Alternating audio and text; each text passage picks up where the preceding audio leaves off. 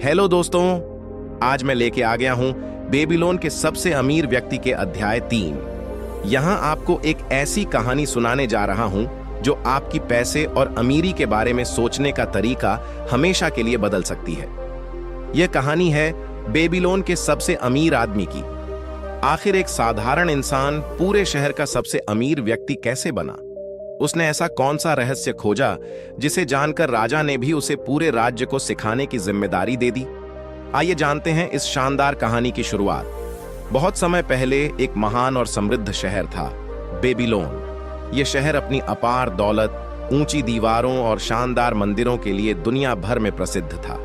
लेकिन बेबीलोन हमेशा से इतना अमीर नहीं था। उसकी समृद्धि वहां के लोगों की समझदारी और धन कमाने की सही आदतों का परिणाम थी।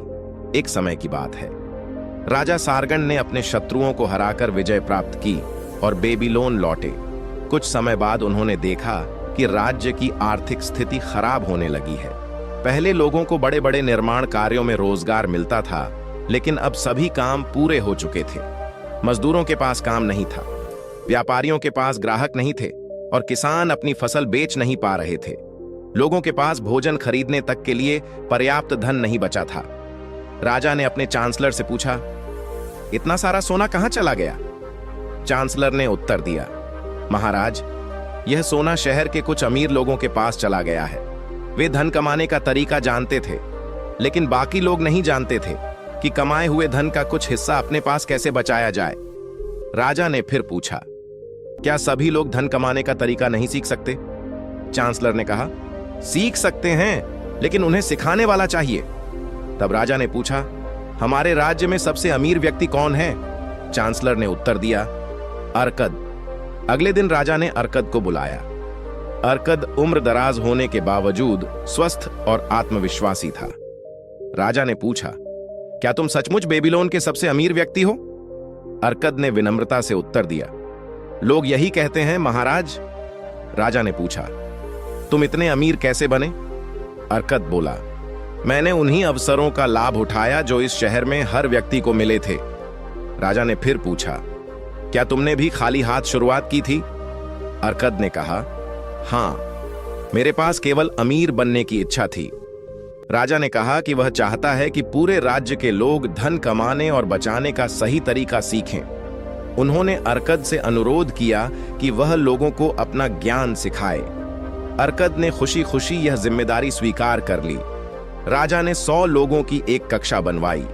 अगले 15 दिन बाद सभी विद्यार्थी एक बड़े शिक्षालय में इकट्ठा हुए। अर्कद ने कहा, मैं भी कभी गरीब था। मेरा बटुआ हमेशा खाली रहता था।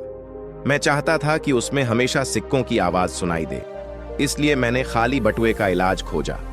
मुझे 7 ऐसे नियम मिले जिन्होंने मुझे अमीर बना दिया। अब मैं वही 7 नियम तुम्हें सिखाऊंगा। पहला इलाज, अपने बटुए को मोटा करना शुरू करो। अर्कद ने सबसे पहले लोगों से पूछा कि वे क्या काम करते हैं।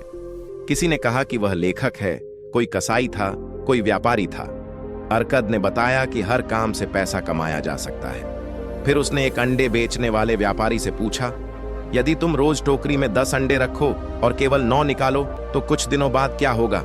व्यापारी ने उत्तर दिया, टोकरी भर जाएगी, क्योंकि हर दिन एक अंडा बच जाएगा। अर्कद मुस्कुराया और बोला, धन के साथ भी यही नियम लागू होता है। उसने कहा कि जब भी 10 सिक्के कमाओ तो केवल 9 खर्च करो और एक सिक्का बचा कर रखो। धीरे धीरे बटुआ भरने लगेगा। उसने यह भी बताया कि जब उसने अपनी कमाई का केवल 90% खर्च करना शुरू किया, तब भी उसका काम आराम से चलता रहा। साथ ही उसके पास बचत बढ़ती गई। पहला नियम यही था कि अपनी हर कमाई का कम से कम 10वां हिस्सा हमेशा बचाओ। दूसरा इलाज, अपने खर्चों पर नियंत्रण रखो।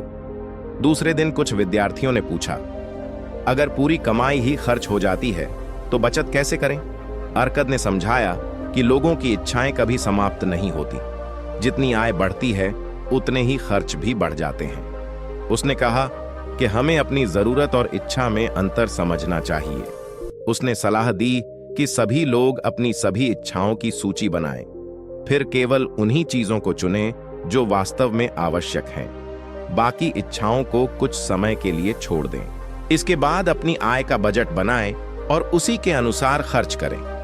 सबसे महत्वपूर्ण बात यह है कि बचत वाले 10% पैसे को कभी खर्च न करें। एक विद्यार्थी ने कहा कि बजट बनाना तो आजादी छीन लेता है। अर्कद ने उत्तर दिया, बजट तुम्हें बांधता नहीं बल्कि तुम्हें सही दिशा देता है। यह बताता है कि पैसा कहां खर्च करना उचित है और कहां नहीं।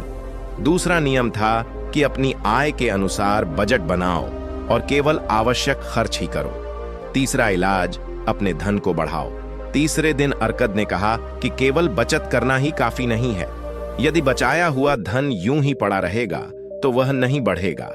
उसने अपना अनुभव बताया। शुरुआत में उसका एक निवेश असफल रहा, लेकिन बाद में उसने एक भरोसेमंद व्यापारी को उधार दिया। व्यापारी समय पर पैसा लौटाता था और साथ में ब्याज भी देता था। अर्कद हर बार मिलने वाला ब्याज भी फिर से निवेश कर देता था। धीरे धीरे उसका धन बढ़ता गया। उसने चक्रवृद्धि ब्याज का एक उदाहरण भी दिया। एक किसान ने अपने बेटे के लिए कुछ चांदी के सिक्के निवेश किए। वर्षों बाद वही थोड़े से सिक्के कई गुना बढ़ गए।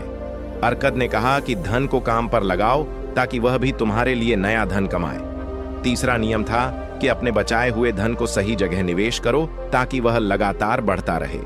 चौथा इलाज, अपने धन की रक्षा करो। चौथे दिन अर्कद ने बताया कि धन कमाना जितना महत्वपूर्ण है, उसकी सुरक्षा करना भी उतना ही आवश्यक है। उसने अपनी एक गलती सुनाई। उसने एक ईंट बनाने वाले व्यक्ति को आभूषण खरीदने के लिए पैसा दे दिया। वह व्यक्ति उस काम का जानकार नहीं था। परिणाम यह हुआ कि अर्कद का पूरा पैसा डूब गया। तब उसे समझ आया कि निवेश केवल उसी क्षेत्र में करना चाहिए जिसे सामने वाला अच्छी तरह समझता हो। उसने सलाह दी कि किसी भी निवेश से पहले अनुभवी लोगों की राय अवश्य लें और केवल सुरक्षित जगह पर पैसा लगाएं। चौथा नियम था कि अपने धन को नुकसान से बचाओ और बिना सोचे समझे निवेश कभी मत करो। पांचवां इलाज, अपना घर बनाओ। पांचवें दिन अर्कद ने कहा कि किराए के घर में रहने की बजाय अपना घर होना बेहतर है। उसने समझाया कि किराए में दिया जाने वाला पैसा हमेशा दूसरों के पास चला जाता है। यदि वही पैसा अपने घर पर लगाया जाए तो कुछ वर्षों बाद घर अपना हो जाएगा। अपने घर में रहने से परिवार सुरक्षित महसूस करता है, बच्चों को अच्छा वातावरण मिलता है और भविष्य भी मजबूत होता है। पांचवां नियम था कि जहां संभव हो अपना घर बनाने का प्रयास करो। छठा इलाज, भविष्य की आय सुनिश्चित करो। छठे दिन अर्कद ने कहा कि हर व्यक्ति एक दिन बूढ़ा होगा, इसलिए केवल आज के बारे में नहीं बल्कि भविष्य के बारे में भी सोचना चाहिए। उसने समझाया कि ऐसा निवेश करना चाहिए जिससे बुढ़ापे में भी नियमित आय मिलती रहे। साथ ही परिवार की सुरक्षा के लिए भी पहले से तैयारी करनी चाहिए। भविष्य की योजना बनाने वाला व्यक्ति कभी असहाय नहीं होता। छठा नियम था कि भविष्य के लिए बचत और निवेश की व्यवस्था अब भी से करो। सातवां इलाज, अपनी कमाने की क्षमता बढ़ाओ। इसका अर्थ है कि व्यक्ति को हमेशा नया ज्ञान सीखना चाहिए, अपनी कला और कौशल को बेहतर बनाना चाहिए, मेहनती और अनुशासित रहना चाहिए। जितनी आपकी योग्यता बढ़ेगी उतनी ही आपकी आय बढ़ाने की क्षमता भी बढ़ेगी। जो व्यक्ति लगातार सीखता और खुद को बेहतर बनाता है वही लंबे समय तक धनवान बना रहता है। यही खाली बटुए के 7 इलाज हैं।